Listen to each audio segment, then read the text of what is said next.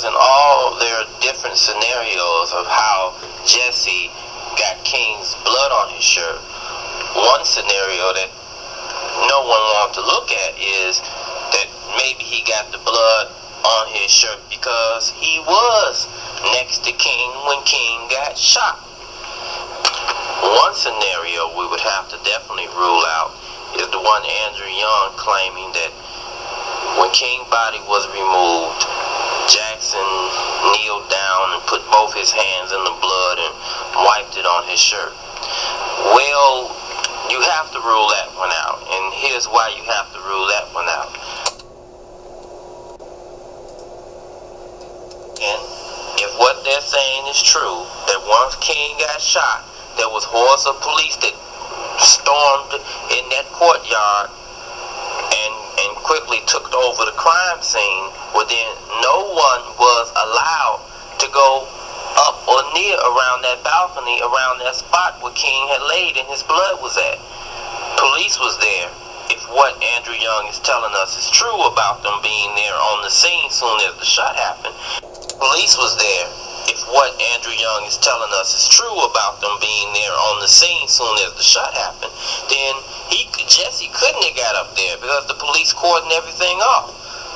So he couldn't have done it then, unless we're talking about an earlier time that they could have done it, when they didn't inform anyone until they were ready to inform people King got shot. Okay?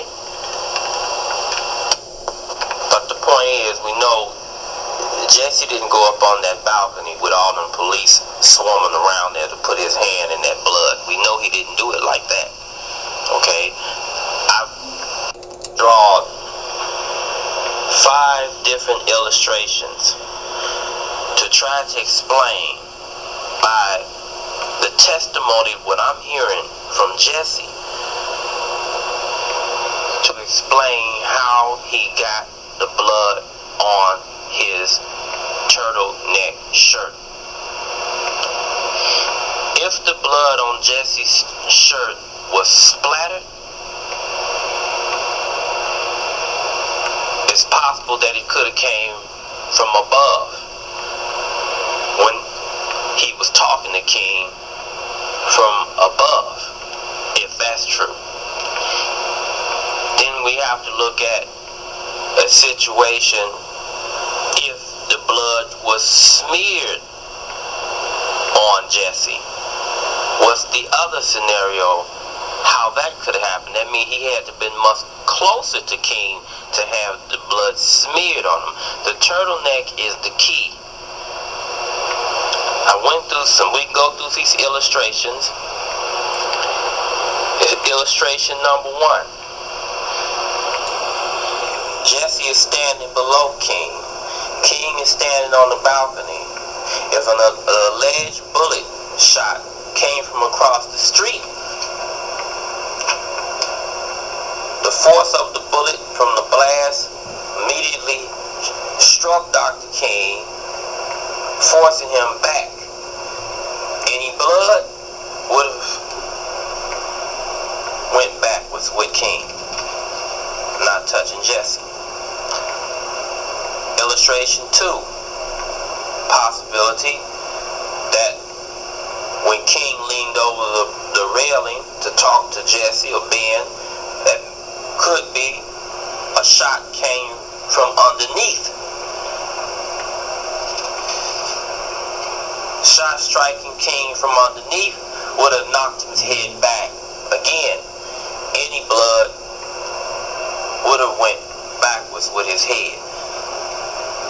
None touching Jesse Jackson standing below. However, if there was a shot that entered King's back, as we do know now, King had a hole in his chest.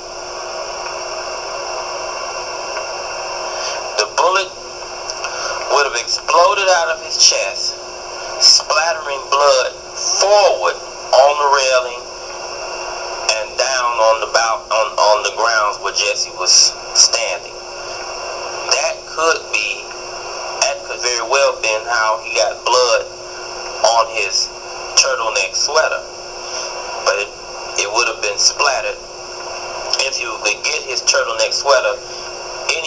forensic science easily can find out which way the blood was coming from when it got on Jesse's turtleneck sweater. Or we can go to illustration number 4, which there is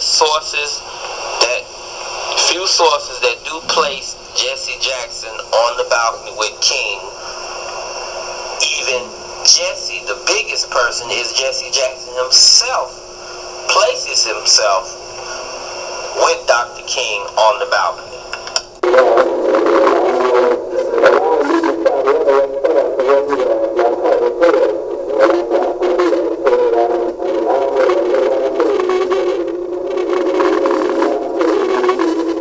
Jesse Jackson carefully one more time say he cocked King's head.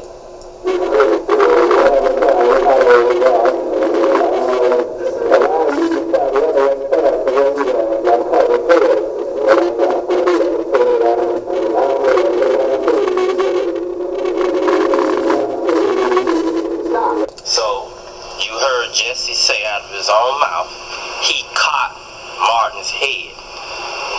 Now, it's physically impossible for him to have been standing underneath Martin Luther King to have the speed to run up them steps on that balcony and catch King's head just before King hit the ground. We know that's a lie. But he might have been standing next to King and caught his head. Yes, there's many sources that Abernathy reached King and Abernathy cradled Dr. King. But maybe both happened. Both happened at a different time frame. Maybe Jesse did hold Martin before Abernathy, because maybe Abernathy came to King's side when the killers allowed him to know Dr. King had been shot. Explain. It's very possible that Jesse Jackson was behind King. We know fact. King got shot in the back. Big hole in his chest. That's a fact. Someone came from behind him. Maybe Jesse was behind Dr. King when the shot hit King in the back. King fades back. Jesse Jackson catches him. This would explain how Jesse Jackson got blood on his sweater. Shot King in the back with a silencer, so no one would know. And while holding King's body, and we know King's body was held, which I can show you the picture. When you look at the picture, here's the blow-up of Dr. King laying on that balcony. They got this blanket over him, the white towel over his face, and right here, you see the drip drops of blood right here around the cigarettes. See that? The only way that blood is going to drip drop like that, that means the body, King's body, had to be held up for a moment or so. For a moment or so.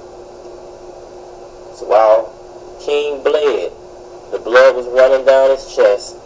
King's body had to be held up a little bit for a while for that blood to drop like that on the concrete of the balcony right there.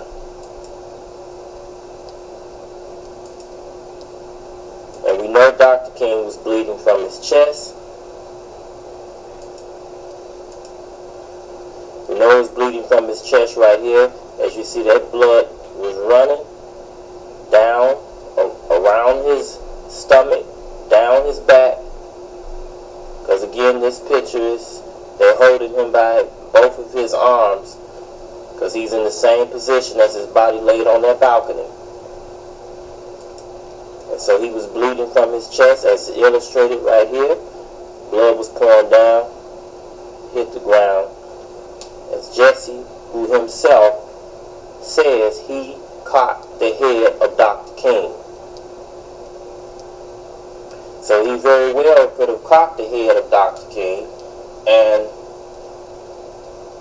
he came behind Dr. King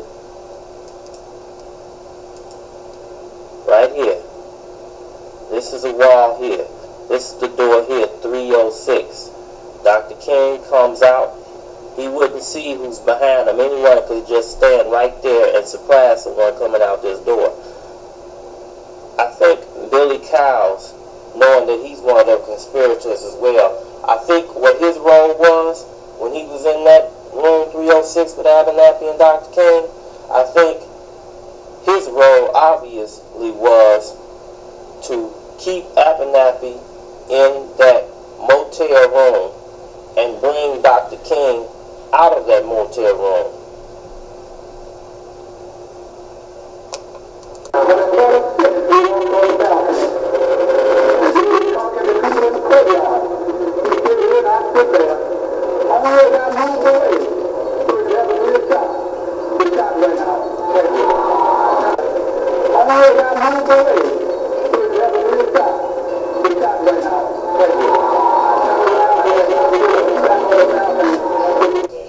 Now, it was not a slip of Cowles' tongue. That was guilt of his conscience talking. And so, with these facts that we put together, you could see the explanation that I have for how Jesse Jackson could have been on that balcony and reached King first. He very well could have had a silencer or someone with a silencer waiting for Dr. King to come out on that balcony, which what was Cowles' role was to bring Dr. King out on that balcony from his own mouth so they can get a clear shot. King was shot with a silencer straight through the back. Jesse Jackson caught his body as King fell back. This is how Jesse got the blood on his chest. Jesse told you, I cocked his head. I cocked his head. Okay? He held Martin's body up. Martin was bleeding from the chest, and the blood dripping from his body fell onto the floor of the balcony. Someone assisted Martin Luther King with Martin Luther King. They placed his body on that balcony the way they needed it to be placed. Then, the next part of their plan, someone shot a decoy shot or a dummy shot. That was get the attention of the people they wanted to fool. Abernathy was one of them. Abernathy came out when he heard the shot, seen Dr. King laying out there on the balcony.